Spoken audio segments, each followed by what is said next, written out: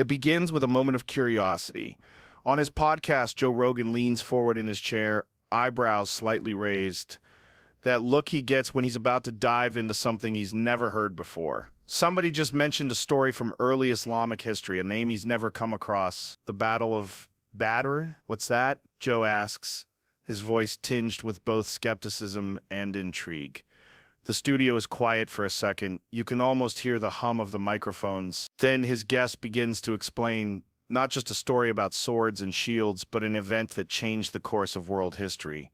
The year was 6204 CE. The Arabian desert was harsh, unforgiving, and ruled by tribal power. And in the small city of Medina, a young Muslim community had just begun to take root, led by the Prophet Muhammad sent for years.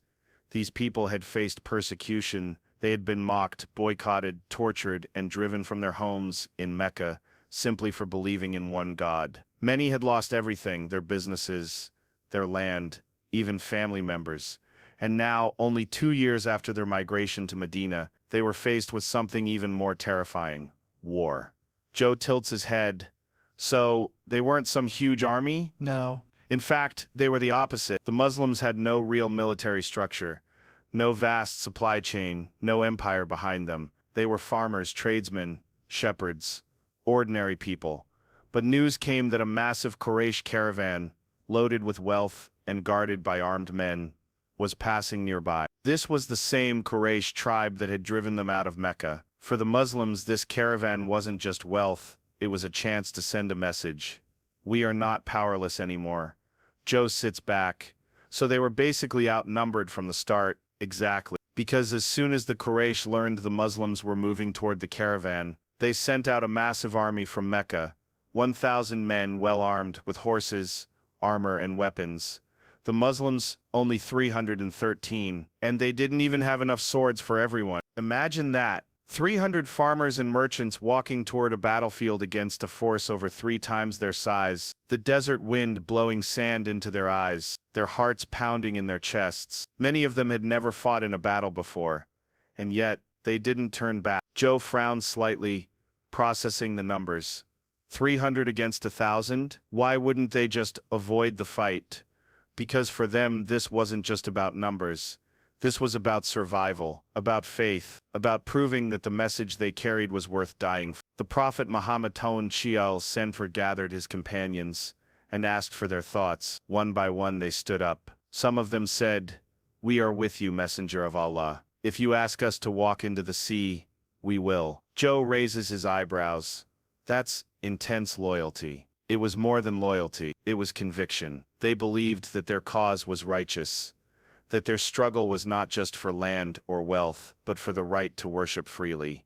In that moment, a decision was made. They would face the Quraysh army. The morning of the battle, the desert was still. The sand was cool underfoot, the sky pale with dawn. The Muslims took their positions at a small well near the plain of Badr, a strategic move to control the water supply.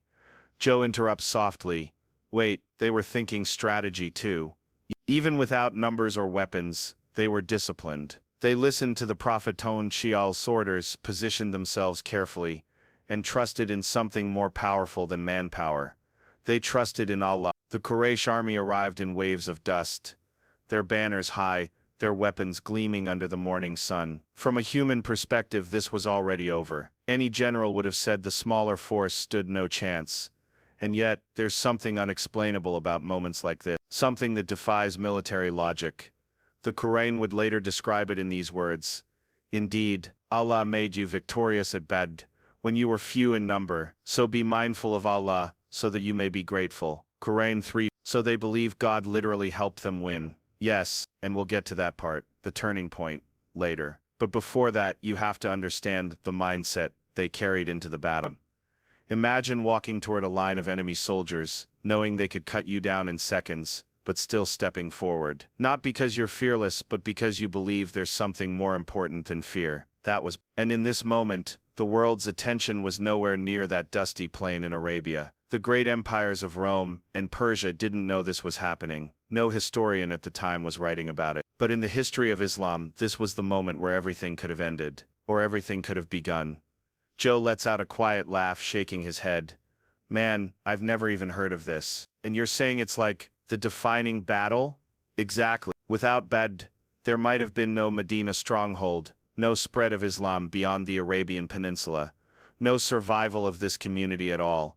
This wasn't just another tribal skirmish, it was the clash of two worlds, the old order of Meccan power, and the new message of Islam. And in the next few moments the tide of history would turn in a way that still leaves people in awe to this day. But that is where the real story begins. The scene is set, 313 men on one side, 1,000 on the other. Joe Rogan sits back in his chair, almost smirking in disbelief.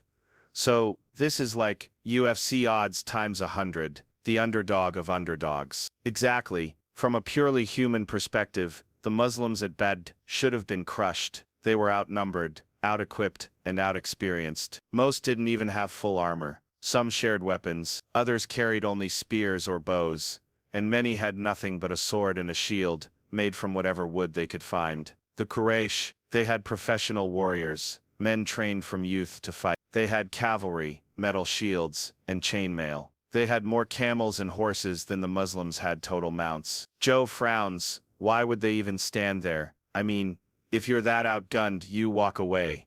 Right? That's what any normal army would do, but Badr wasn't normal. For the Muslims, this wasn't about territory or glory, it was about survival and faith. They believed that if they turned away, their enemies would hunt them down, destroy Medina, and wipe their community from existence. Still, courage alone doesn't erase fear. The Quran even addresses that fear in Surah Al-Anfal, verses revealed about this very battle. Allah says, "Remember when you cried out to your Lord for help, and he answered, I will reinforce you with 1,000 angels, following one another." Quran 8:9.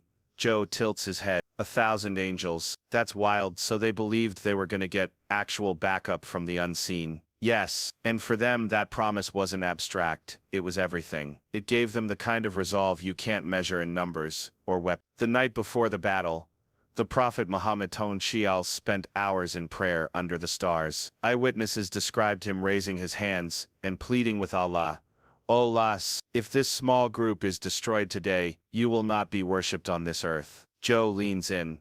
That's heavy. He really thought this was it, the do-or-die moment. Exactly, and it wasn't just him. His companions could feel the weight of history pressing down on them. Many couldn't sleep. Others sharpened what few blades they had, knowing they might not live to see the next dawn. But here's where it gets even more intense. The Quraysh marched into Badr, confident and even arrogant. They had brought musicians to play victory songs. They were so sure of themselves that some of their leaders wanted the fight to be quick, so they could get back to their celebration. On the Muslim side, the Prophet organized his men with precision. He positioned them near the wells, controlling access to water. He arranged them in rows, putting archers where they could strike first. He gave clear orders.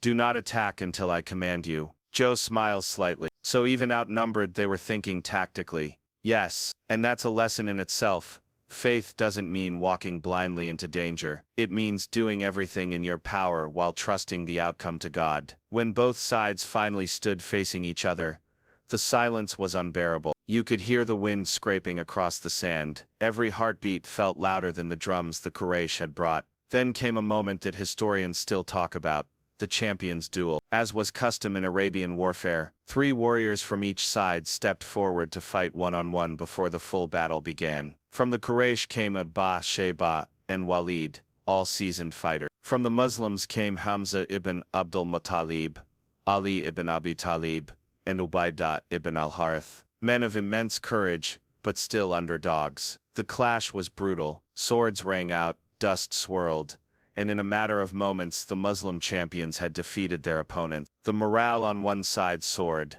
on the other it cracked. Joe whistles under his breath. So they get this huge early win. That must have flipped the energy completely. It did. But remember, there were still hundreds more soldiers to face. That's when the Quraysh lines began to advance. The Muslims stood firm, shields locked, eyes fixed on the horizon. And here's where something strange happened. Eyewitnesses would later swear that the enemy began to see the Muslims as larger in number than they really were. Some Quraysh soldiers even said they saw figures in white, warriors they didn't recognize, fighting alongside the Muslims. Joe sits back, shaking his head slowly. So this is the angel thing. Whether you see it as literal divine intervention, or the psychological effect of unshakable confidence, the result was the same. The Muslims fought like they weren't alone. The Quran describes it like this, and Allah made it only as a glad tiding and so that your hearts would be at rest. And victory comes only from Allah. Indeed, Allah is mighty wise. Quran 8:10. For the Muslims, these verses weren't just words. They were a living reality on the battlefield. Every swing of a sword, every blocked strike, every step forward, was fueled by the belief that they were part of something far greater than themselves. Joe takes a long pause.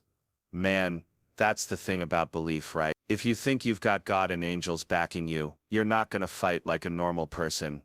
Exactly, and that's what made Badr so unique. This wasn't a battle where sheer numbers decided the outcome. It was a battle where the human spirit, powered by conviction, started to turn the impossible into the inevitable. But the real turning point, that was still to come. Because in the chaos of clashing swords and flying arrows, history was about to shift in a single moment, one that neither side would ever forget. The air was thick with dust and tension. The sun climbed higher, burning into the backs of warriors on both sides. Joe Rogan leans forward, voice low, almost breathless. All right, so, tell me, what's this about angels showing up, like real angels? That's exactly the moment that sets the Battle of Badr apart from any ordinary fight. The Muslims were already outnumbered and under-equipped. They had pushed forward through fear, faith, and sheer will. But now they stood on the edge of what seemed like utter annihilation. Then came the promise, the divine assurance that shifted everything. The Quran recounts a powerful moment. When you called upon your Lord for help, he responded, I will send 1,000 angels following one another. Quran 8:9, Joe's voice softens. So it's like, they literally felt the presence of something bigger than themselves. Many of the companions later described feeling a presence, hearing voices, and witnessing visions during the battle. Some saw ethereal figures fighting alongside them. Others felt a surge of courage so profound, it couldn't be explained by human strength alone. This wasn't just morale, it was a spiritual phenomenon, a sign that faith can tap into a realm beyond the physical. Joe nods slowly, as if trying to imagine that feeling. That must change everything. If you believe the angels are right there with you, you're not just fighting for survival anymore. You're part of a divine mission. Exactly. The Muslims weren't just soldiers. They were warriors of faith, fighting for a cause they truly believed was just and true. The battlefield turned into a whirlwind of clashing steel and cries of battle. The Muslims advanced with a speed and unity that stunned their enemies. The Quraysh fighters, despite their superior numbers, found themselves pushed back again and again. Joe's voice catches slightly. That kind of momentum, it's rare. You usually see armies break apart when they lose confidence. That's the point. Confidence is a force multiplier, and in Badr, it was faith that fueled their confidence. One of the turning points came when the Prophet Muhammad himself was said to have prayed fervently for victory, raising his hands and calling upon Allah in the thick of battle. His presence alone inspired the believers to press on. Joe asks quietly, so Muhammad wasn't just a commander, he was like the heart of their spirit. Yes, his leadership was both spiritual and practical. He didn't just lead from the front, he was the symbol of their faith, the living connection between the earthly struggle and divine will. The fight raged on, but the tide was turning. Joe's tone grows reflective. I guess that's what makes a difference. Not just the fight itself but what it means to the fighters inside. Right. For the Muslims, every blow struck and every step taken was a declaration that their faith was real, that they belonged to something greater than themselves. And when the dust finally settled, the outcome was stunning. Against all odds, the Muslims won. They captured key leaders, secured the battlefield, and protected their community's future.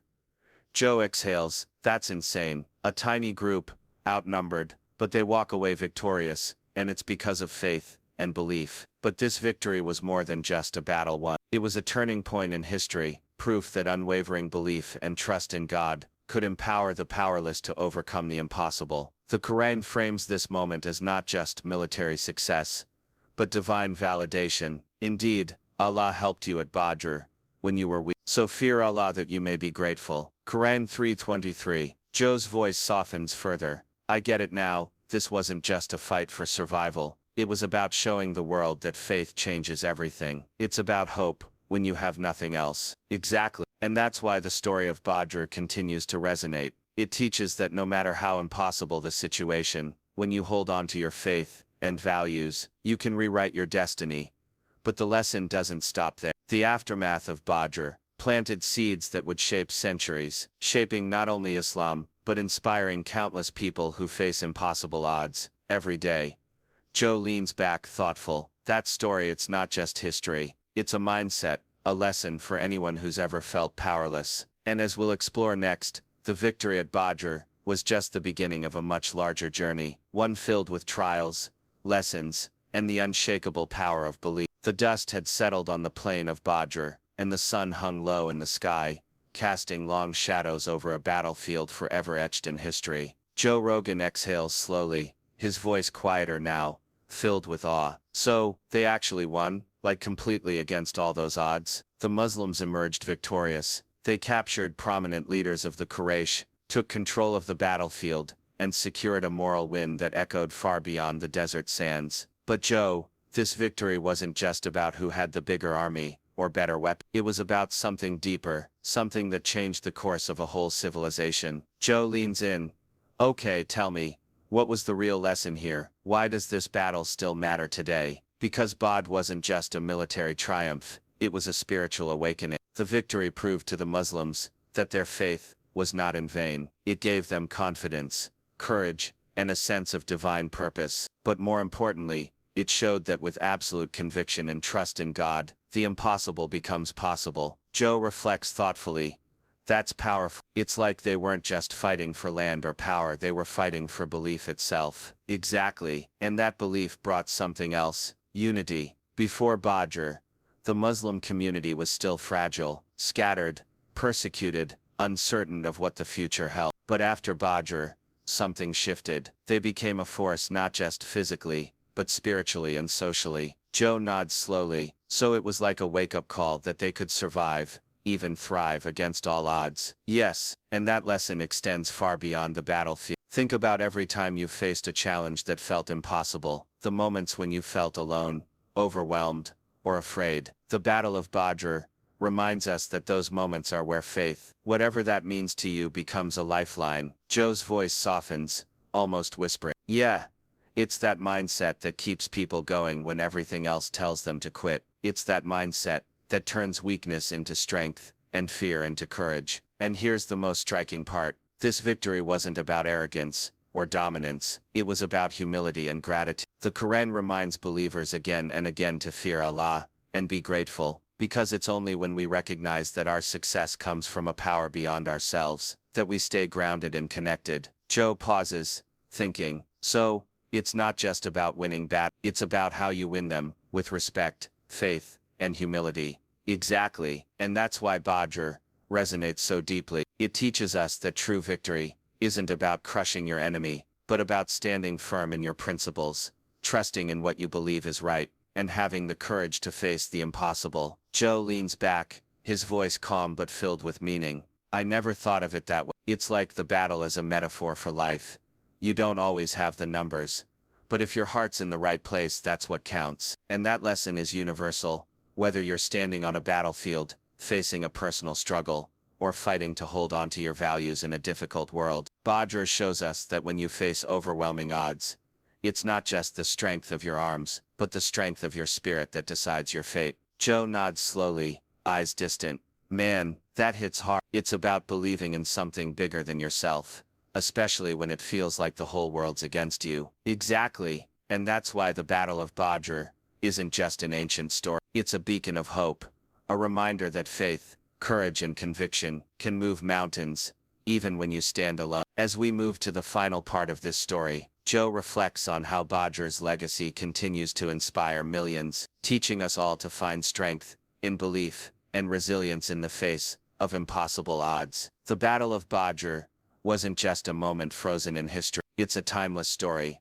a testament to the power of faith, conviction, and resilience. Joe Rogan sits quietly, his voice thoughtful, almost reverent. You know, after hearing all this, I'm thinking about the battles people face today, the stuff we wrestle with every day that doesn't show up on the battlefield. Exactly, the true battlefield isn't always in deserts or wars. Sometimes it's in our minds, in our hearts, and in the choices we make when life feels impossible. Joe nods slowly, like fighting depression, addiction, or just trying to keep your family together when everything's falling apart. Yes, and that's where the story of Badr becomes deeply personal and relevant. The Muslims who faced 1,000 enemies with just 300 had something no army can buy: unwavering belief that they were not alone. Joe's voice softens, reflective.